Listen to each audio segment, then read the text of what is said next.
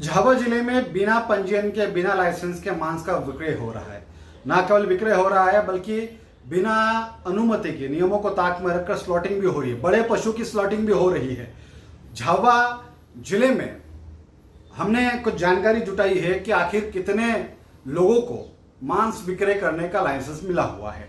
आपको जानकर हैरानी होगी कि पूरे जिले में मात्र 33 लोगों के पास में लाइसेंस है मांस विक्रय करने का।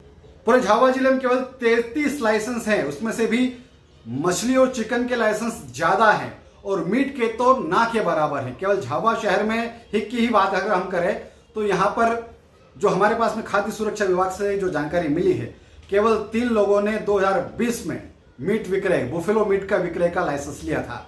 लेकिन नगर पालिका के जो राजस्व विभाग के जो कर्मचारी हैं उनका कहना है कि नगर पालिका उन तीनों की एनओसी निरस्त कर चुकी है। यानी कि अगर नगर पालिका के कर्मचारी की बात अगर हम माने तो झाबुआ शहर में इस वक्त किसी के पास भी मीट विक्रय का लाइसेंस नहीं है, क्योंकि हमने पूरी पड़ताल की। आपको याद होगा कि पिछले दिनों जो झाबुआ का ट्रेंचिंग ग्राउंड है वहां पर बड़े पशुओं के जो वेस्ट मटेरियल अवशेष है, खाल है, सिंग है, वो वहां पर फेंके जा रहे थे पास के नाले में, और वहीं से नाले का पानी जो बहता हुआ गांव के तालाब में मिल रहा था।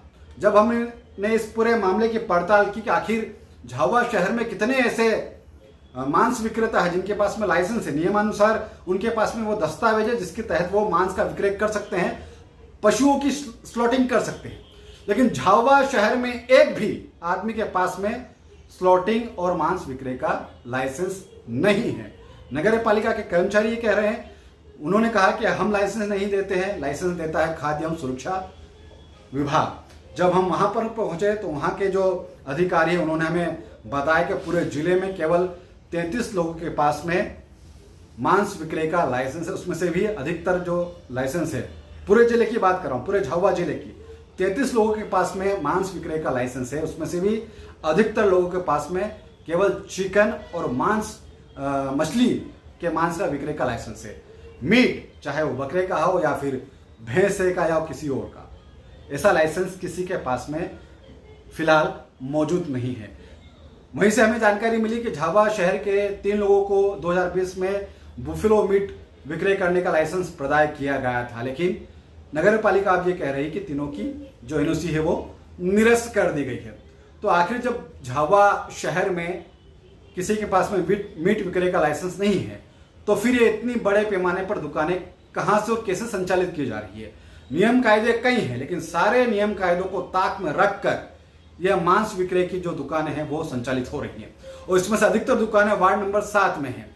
आपको याद होगा कि पिछले दिनों जब अतिक्रमण अमला वहां पर अतिक्रमण हटाने पहुंचा था तो वहां पर मांस विक्रेताओं को लेकर काफी बहस भी हुई थी। लेकिन सवाल यह होता है कि जब मांस विक्रय का लाइसेंस नहीं है तो इन लोगों को वहां पर मांस विक्रय करने की, व्यापार करने की अनुमति क्यों दी जा रही है।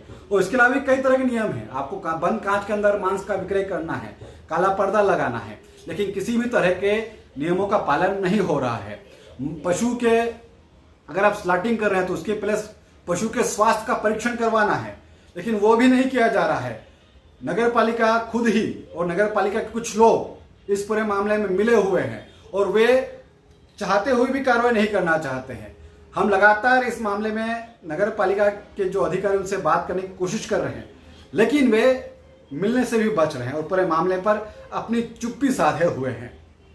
आखिर क्यों नियमों को ताक में रखकर यहां पर मांस विक्रय और स्लॉटिंग की अनुमति दी जा रही है। बड़े पशुओं का वध किया जा रहा है, न केवल दुकानों में बल्कि घरों के अंदर वध किया जा रहा है, और वो वेस्ट मटेरियल या तो नालियों में बहा जा रहा है या फिर जैसा कि हमारे पास जानकारी है ऑटो रिक्शा में ड्रमों में भरकर उसे ट्रेंचिंग ग्राउंड में डंप किया जा रहा था। और वो तस्वीरें भी हमने आपको दिखाई थी किस तरह वहां पर बड़े पशुओं की खाल, सिंग और वेस्ट मटेरियल वहां पर पड़ा हुआ था। लेकिन इस मामले का खुलासा होने के बाद भी नगर पालिका ने अब तक किसी भी दुकानदार के ऊपर कार्रवाई नहीं की है और न ही जांच करने पहुंचा है।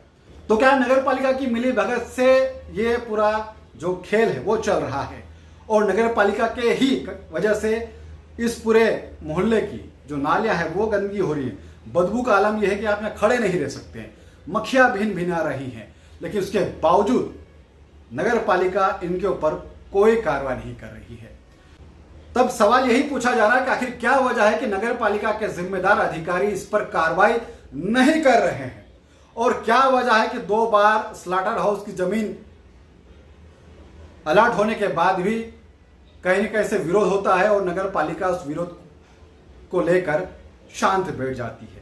जबकि यहां पर यह मांस विक्रय की दुकानें संचालित हो रही हैं, वहीं नगर पालिका का कार्यालय भी है, वहीं उसके सामने ही वार्ड नंबर 7 की आंगनवाड़ी भी है, लेकिन दुकानें यथावत रहे और आंगनवाड़ी को लेकर कोई हल्ला ना हो, इसलिए वहां की आंगनवाड़ी को बंद कर दिया गया, उसे कहीं और संचालित किया जा रहा है। वार्ड नंबर 7 की जो आंगनवाड़ी वो बंद है, क्योंकि मांस विक्रय की दुकानें लगातार संचालित होती रहे, यहीं पर शराब की दुकानें वो संचालित होती रहे, इसलिए यहाँ पर आंगनवाड़ी का जो भवन था, जो आंगनवाड़ी थी यहाँ का इस वार्ड की, उसे बंद कर के कहीं और संचालित किया जा रहा है, केवल और केवल जो मांस विक्रेता हमको फायदा पहुंचाने के लिए।